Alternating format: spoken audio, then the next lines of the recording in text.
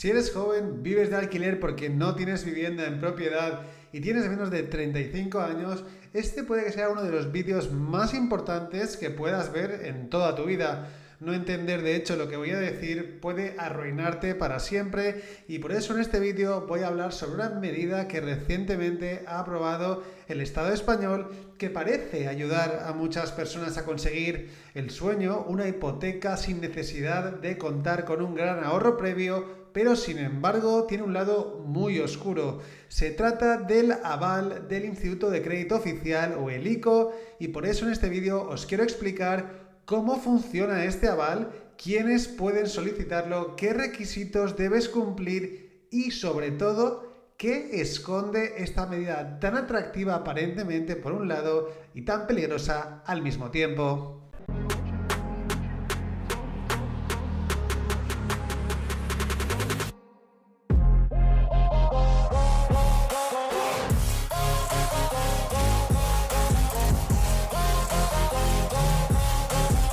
El aval del ICO es un instrumento financiero que garantiza el pago de una parte de la hipoteca para la compra de vivienda. En concreto, el ICO avala hasta el 20% del precio de la vivienda o de la cuantía por la que haya sido tasada. Incluso en algunos casos puede ser superior. Esta medida es una ayuda para aquellos jóvenes o familias que tienen capacidad de pago pero no disponen de un gran ahorro previo.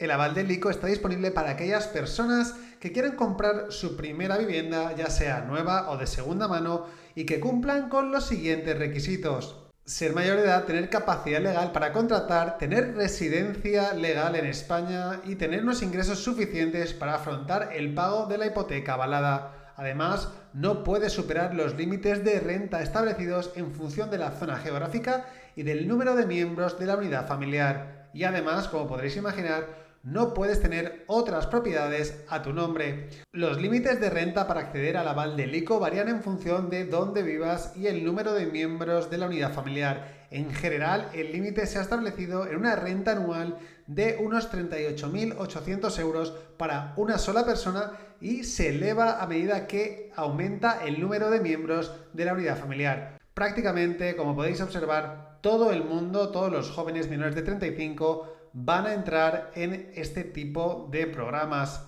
El aval del ICO funciona como una garantía para la entidad financiera que concede la hipoteca, es decir, para el banco, y en caso de que el hipotecado no pueda hacer frente al pago de la hipoteca, el ICO se haría cargo de una parte del pago. Este aval tiene una duración de hasta 10 años y la hipoteca avalada no puede superar el 100% del precio de la vivienda o la cuantía por la que haya sido tasada, aunque algunas comunidades ya han avanzado que van a llegar más allá, lo cual me recuerda mucho a algo que vivimos en 2004, 2005, 2006, 2007 y 2008. Mucha gente se preguntaba cómo se va a estructurar todo esto. ¿Será a través de un único préstamo del 100% del precio de compra o tasación en el que se especificará, como ya ocurrió con los préstamos a empresas durante la pandemia, que el 20 o el 25 o el 30 o el 35% en algunos casos corresponde al ICO, manteniéndose inamovibles los límites de riesgos de las entidades? El aval del ICO se puede solicitar a través de las entidades financieras que tienen acuerdos con el Instituto de Crédito Oficial. Por lo tanto, en principio no hay que hacer ningún trámite extraño o extraordinario para acceder a este tipo de financiación.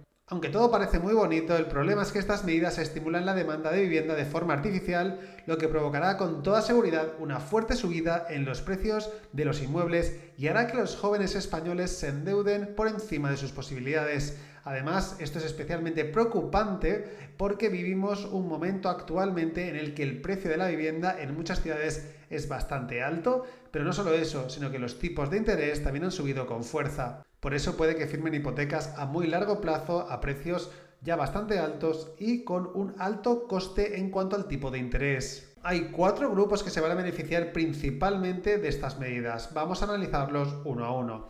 En primer lugar, tenemos aquellos que sean los primeros, la primera hornada de jóvenes que compre y se beneficien del acceso rápido a la vivienda, ya que comprarán antes de que el mercado pueda ajustar precios, siempre y cuando obviamente compren con cabeza. Si compran a lo loco o compran inmuebles demasiado caros, cometerán un error aunque sean los primeros en comprar. Pero claro, aquellos que compren pasados un año o más van a hacer una compra nefasta que puede arruinarles para toda la vida si compran por miedo a no tener una propiedad, lo que se conoce por FOMO, que básicamente estarán comprando un activo artificialmente inflado y cuando haya una corrección, la deuda que tienen va a ser más alta que el valor del activo, lo cual les pondrá en una situación negativa de patrimonio neto, que suele ser el principio del fin cuando uno empieza a invertir en inmuebles. Los segundos beneficiados son los propietarios, ya que sus inmuebles van a tener más valor, lo cual les permitirá venderlos si quieren o si así lo desean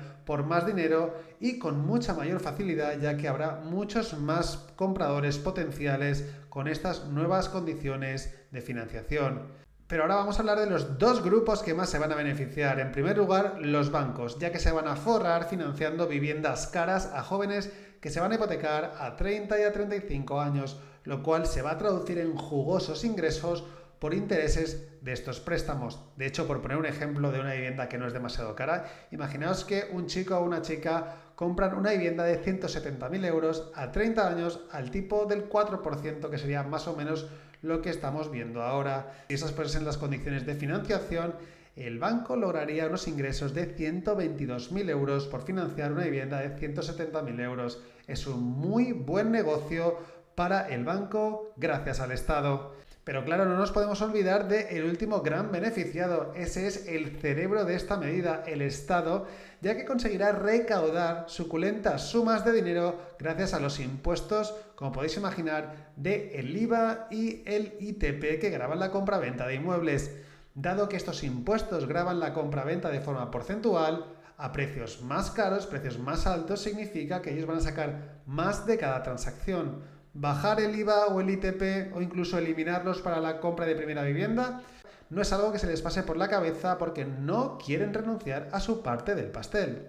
Recapitulando, en vez de solucionar un problema de oferta aumentando la oferta, lo que estamos haciendo es estimular la demanda de forma artificial. La consecuencia será viviendas más caras, jóvenes endeudados por encima de sus posibilidades hasta la jubilación o más y no solo eso, posible ruina de muchas familias que compren activos ultra inflados en 2 o 3 años y claro, los grandes beneficiados sin duda va a ser la banca y el Estado. Tristemente es un error que ya se ha cometido en otros países y que recuerda muchísimo a las medidas que provocaron la burbuja de 2008. Sin duda, en mi opinión, una medida que favorece principalmente a la banca y al Estado y sobre todo, muy preocupante, que va a empujar a algunos jóvenes al borde del abismo financiero.